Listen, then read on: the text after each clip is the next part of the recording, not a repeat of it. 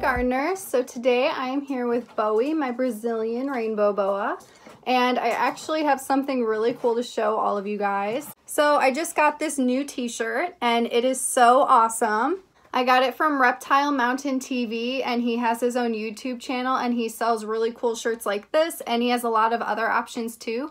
So you guys should definitely go check him out. I will put all of his information in my description box, so just check that out after watching this video. So in today's video, I wanted to go over a topic that I've been getting asked about a lot lately.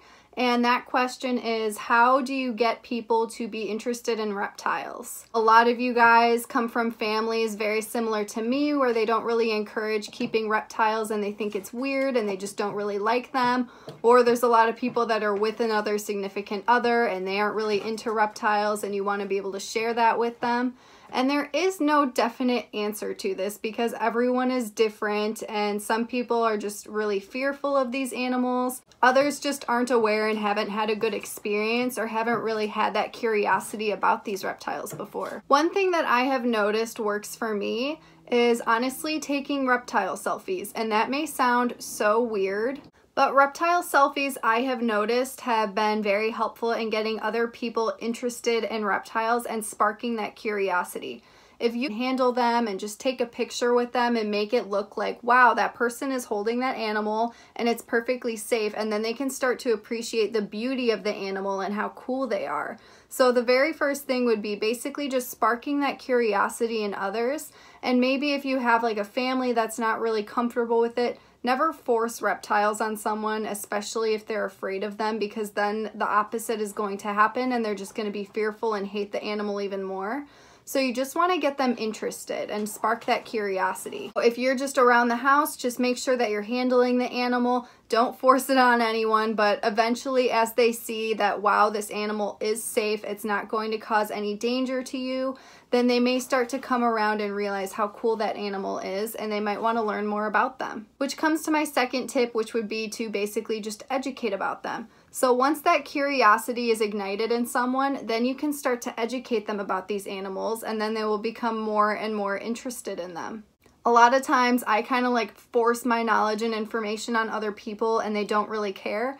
So you definitely need to make sure that they're at least a little bit curious first before you just like force all this information on them, because there's a good chance they won't listen, especially if they aren't interested.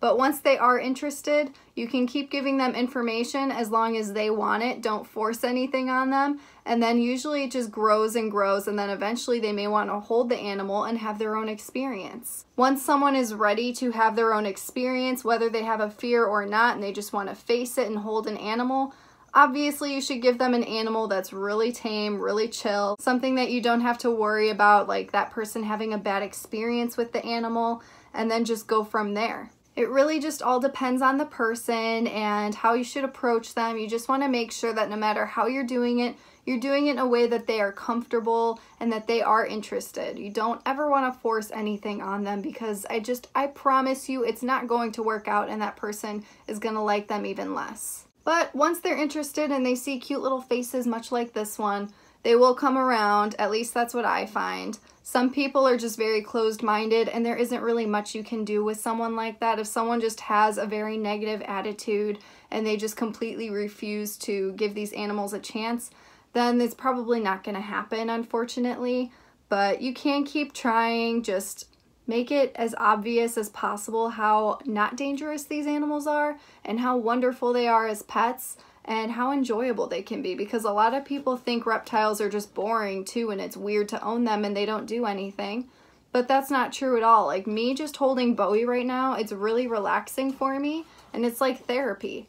So there's just so many different things that you can get out of keeping reptiles, and that's something also that you should educate others about. So now that a lot of my family has seen me interact with these animals and they've gotten more of an understanding of them, they've learned to appreciate them more. So I think that just by me not pushing anything on them and them just naturally seeing how it happened for me, that really helps them a lot in becoming more comfortable with these animals. So just continue to do you. Don't let people get to you. I know that people can call you weird and it's disgusting to own these animals. We all know that's not true. Like, I'm here for you. This is like our own little community of understanding, and we need to embrace these animals as much as we can and just get people to change their minds about them, because that really can help them in the wild. So I hope that this video was helpful. Good luck to all of you who are trying to convince someone to get into reptiles. I really truly hope that they do change their minds and that they start to appreciate these animals more. Thank you so much for watching, and have a wonderful day.